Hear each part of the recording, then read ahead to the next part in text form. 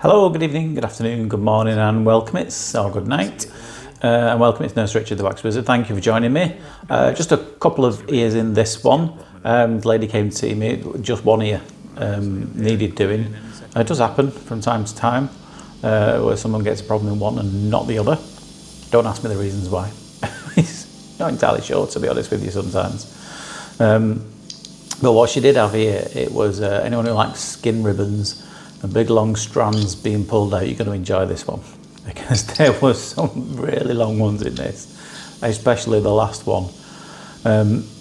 So stay tuned for that. And then there's a really difficult one at the end, a really black plug stuck on someone's eardrum.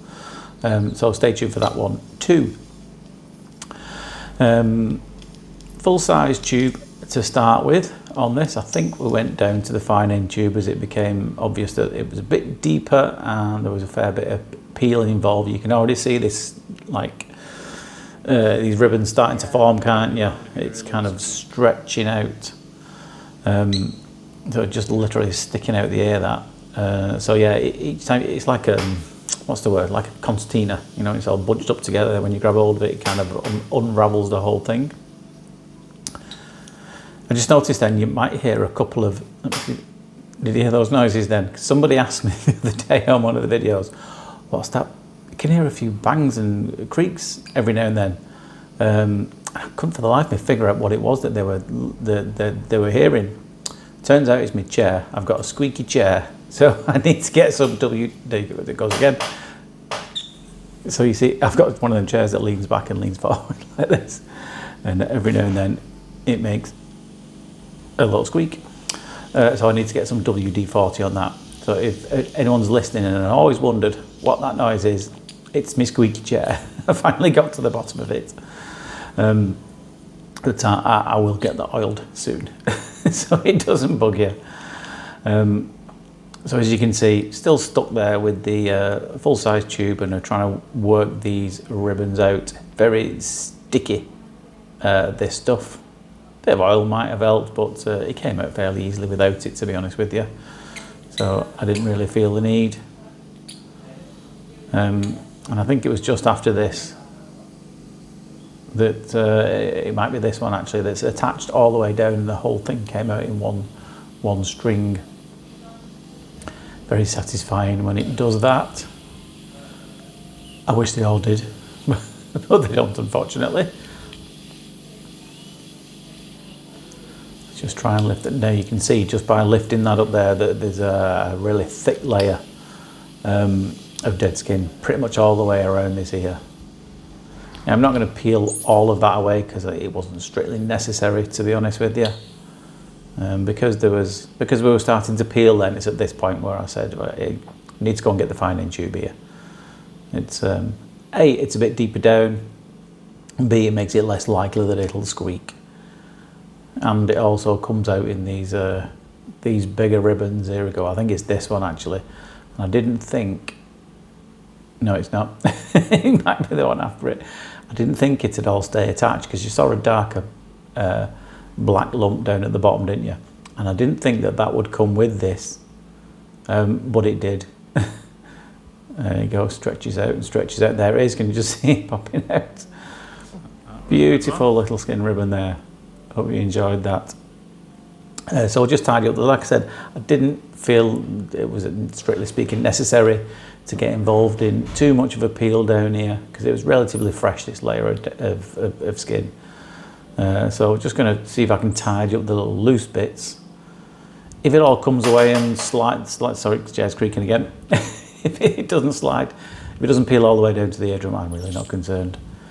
So I'm going to go over the top of that, because I'm not going to get involved in that, and just flatten it down a little bit. And so we can see the eardrum there looking lovely. Now this one, interesting one, this, bit of a story behind this. This child was quite a young chap, I think he was in early 20s, memory serves me right. Full-size tube, he had a really difficult ear to get in. So the visibility is not great to start with because there's very little room to manoeuvre in this. There's very little room to fit the camera and a full-size tube in this ear because it was difficult to get in. But I could tell that there was no way that this thing was going to come out with a fine-in tube, so I kind of had to use this one. It had not been oiled as well. I'm not sure it would have made it any easier, to be honest. But the story was, he obviously couldn't hear much of anything at all in this one. In fact, nothing, as you can probably see why. But he mentioned that his family, a few people in his family, his mum and someone else, maybe an auntie, they were told was quite a rare condition. And I asked him what that was. He couldn't remember what it was. He said, I think it begins with a K though. So obviously I assumed he meant keratosis obturans. Now I'm not sure if that's what this is. It's possible because, as you can just see, how you usually define it, it might be early stages of it, how you usually recognise it is, you obviously get an ear full of dead skin, but you also get these layers around it. You get a fresh white layer around the periphery, around the outside edge, and then it slowly goes darker towards the centre, which can often end up jet black like this has. So it's possible that it's early stages of that, but again, it's really deep down in his ear as well, and it's so difficult to get everything inside this.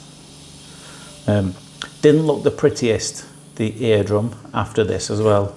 What you'll see it at the end, but I'll briefly describe it. There was like a little a red circle on it.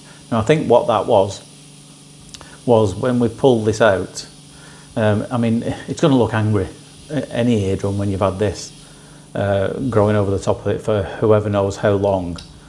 And I think as it's pulled some off, it's pulled a little bit off and maybe irritated the eardrum, and it's a little angry.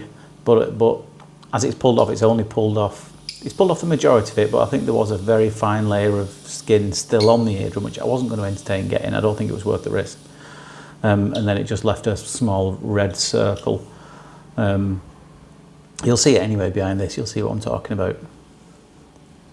You'll kind of see as well how difficult it was to get in and out of this ear as I pull this one out, because it was quite difficult to get a shot of it as well. Because as soon as I pull this out, I'm using the endoscope to prop the ear open to widen it and straighten it. But as soon as I get this out, you can just see, can't you? As soon as the endoscope comes out, it kind of closes over, and I just bump the camera into it there. So it's difficult to get a clear shot of the whole thing coming out, but you can see it's quite clearly wrapped in like a white tissue. And here you can see, so I think there probably is a few layers possibly of dead skin left on that, and it's left that little red circle. And I think that's, like I said, it's going to be angry anyway, this eardrum, but I think it's pulled away that particular bit of dead skin around there and just revealed a bit of an angry eardrum. But you know what, compared to what it looked like before, it's a lot better, and he could hear a lot better, more importantly. And I've advised him, he maybe comes back once a year and we'll have another look at that to make sure the same thing's not happening again. Anyway, I hope you enjoyed that, but for now, take care of yourself and I'll see you soon. Ta-da.